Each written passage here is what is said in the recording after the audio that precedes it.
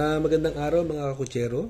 Ito na naman po ang inyong lingkod na si Jigs na magbibigay sa inyo ng giya ngayong araw ng Biyernes, Hunyo 28. Ngayon po meron lang po tayong 6 na karera. Mukhang hindi sila nakapuno ngayon. 6 lang po ang karera natin. Uulitin ko, ito ay sariling opinion, review and analysis ko lamang at walang halong information. Umpisa na po natin. Race number 1, dito po magsisimula ang pick 6. Pilracom rating based handicap system race. Class 5 split, placer.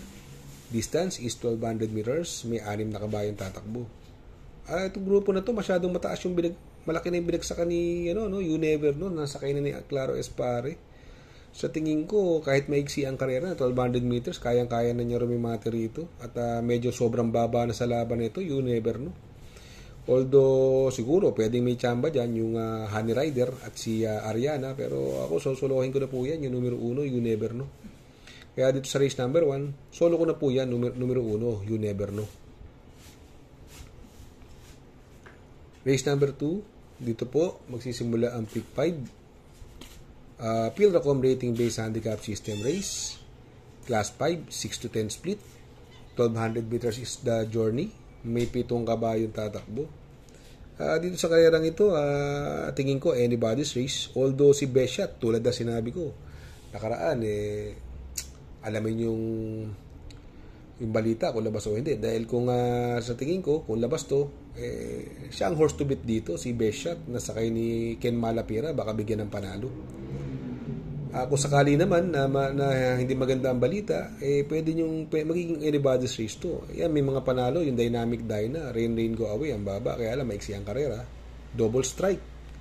Yan, gamay na gamay ni Christian at Vincula. At yung Pendant and Sinag, anybody's race nga Pero ako, pipiliin ko po rito, doon ako sa numero 3, Best Shot. Ang panigundo ko, yung numero 4, Double Strike. At sasama ko, yung pandihado, numero 2, Rain Go Away. Race number 3, dito po magsisimula ang pick 4. Pilracom rating based handicap system race. Class 5, 11 to 15 na split. Distance is 1200 meters. May 8 kabayong tatakbo. Ito, mahiwaga itong karerang to. Although yung Bandido binigay na sa medyo matibay na hinete, Pabs Cabalejo. Tingin ko lamang siya rito, Bandido. Although may mga mabilis dyan, andyan yung Galloping Ghost at Biglang Buhos, baka maglutsahan yung dalawang yan, pati yung Petron, may tuling po yan, at Heroes of Caloocan, pwedeng mapabor kay Bandido to. Tingin ko pwedeng suluhin yan, Bandido. Kung sakaling gusto niya ng dihado, pwede yung numero 4, Electrify, ang baba sa laban, gamay po ni sinasakyan po ni Ken Malapira yan, si Electrify. Kaya dito sa race number 3, ang pili ko po, doon ako sa numero 2, Bandido, Panigundo, yung numero 4, Electrify. Sa race number 4, Pilracom rating based handicap system race, class 5 non-placer. 1200 meters is the journey. May 8 kabayong tatakbo. Dito makikita natin na yung karerang to napakaraming mabilis dito. Andyan yung Anti-Collector, Meet Me in the Corner, Tokyo Rumba, Safe in the West, Happy Julian. Although si Happy Julian na isusunod to. Binigay na rin sa medyo matibay na hinete, Apoy Asuncion.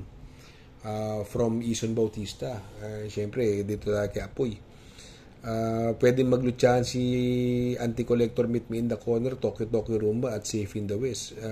Tingin ko pwede maging tailor-made to sa numero 8, Happy Julian, kaya siya po ang napupusuan ko dyan. Since mababa na sobra sa laban si Tokyo Rumba, tingin ko siya na rin ang makakalaban na binalik na doon sa may gamay kay Lester De Jesus. Kaya dito sa race number 4 ang pili ko po rito, doon ako sa numero 8, Happy Julian, at ang panigundo ko yung numero 6, Tokyo Rumba. Sa race number 5, penultimate race, Pilracom rating based handicap system race, class 5, 6 to 10 split. Distance is 1400 meters. Dito may 11 tatakbo. Dito may nakita ako ritong medyo nasilip ko ritong sobrang baba, no? Yung numero 10, Isaiah, nasakay ni Jan Alvin Guse. Ito, kabayo ni Mercado to. Hindi na niya grupo to. Lumalaban to sa malalakas na laban, si Isaiah. Kailang Monument, yan po ang nakakalaban niya. Tingin ko, itong laban na to, kung may buti pa siya, grade 1 sa kanya to. Matulin po yan, Isaiah. May tulin po yan. Binigay kay Jan Alvin, tingin ko may panalo. Although mababa, pero hindi pa rin siya talagang ganun kapatok dahil nga nanggaling ng bakasyon. Ito Barayong, ito magaling po kay Jomer Store kaya na maganda tinatakbo niya pag sasakay niya si Barayong. Tingin ko siya ang pwede makalaban dyan. Ang magandang dihado po dyan, yung numero 8, Beautiful Day, gamay na gamay ni JR Sargent de Ocampo yan. Dalawang beses na nanalong dihado yan, Beautiful Day. Noong nakaraan, na tersero po yan, Beautiful Day, sakay ni JR Sargent de Ocampo. Kaya dito sa race number 5, since maraming mabilis dyan, andyan si Isaiah, High Quality, Lady of Peace, Smiling Lady. Pwedeng maghabulan yan. Magtatatlo ko dyan. Ang basihan ko rito sa numero 10, Isaiah, ay sobrang baba. Kaya dito sa race number 5, ang pili ko po, numero 10, Isaiah. Panigundo ko, numero 9, Barayong. At isasama kong pandiyado, numero 8, Beautiful Day. Sa last and final race number 6, Pilracom Rating Based Handicap System Race, Class 4, 22 to 27. Distance is 1,400 meters. Dito may 12 kabayong tatakbo but 10 in numbers. Dalawa po ang coupled entry natin dito. Andyan yung numero 2, si Baba Boom, coupled with Veterano. At yung numero 5, Predis Cutie, coupled with Southern Man. Dito makikita mo dito yung karera, no? Ang baba ni Full Control, no? Itong si Full Control lumalaban kila Save My Savings at tinatalo niya yun, ha? Sa Kinidan Camanyero, gamay niya po yan. Kaya lang, mababa numero ang kalaban niya na yung dating base niya sa aparato, namamartida. Pero pag lumabas naman, bugal-bugal rumimati yan, Full Control.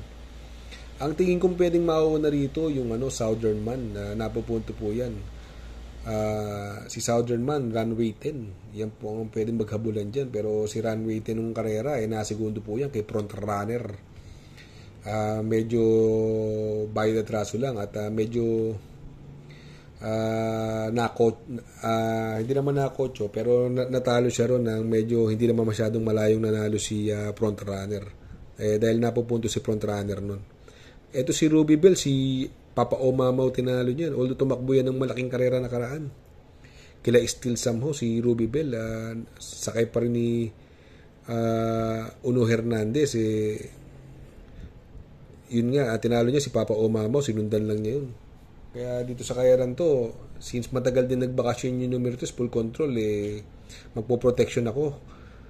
Sasama ko yung Ruby Bell at yung Runway 10. Kaya dito sa last and final race number 6, ang pili ko po rito, doon ako sa numero 3, Full Control. Panigundo, numero 7, Ruby Bell. At isasama kong pandiyado, numero 11, Runway 10. Good luck mga kakutsero. Sana po ay matapat ang ating giya at yung mga nakasunod, sana po ay magsitama po kayo.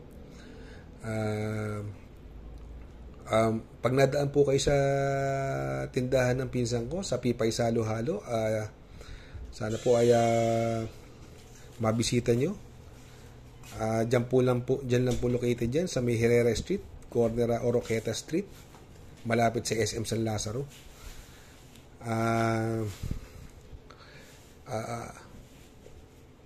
Ako po ay makikisuyo lamang na please like, share, subscribe, and hit the notification bell para updated po kayo sa aking mga giya.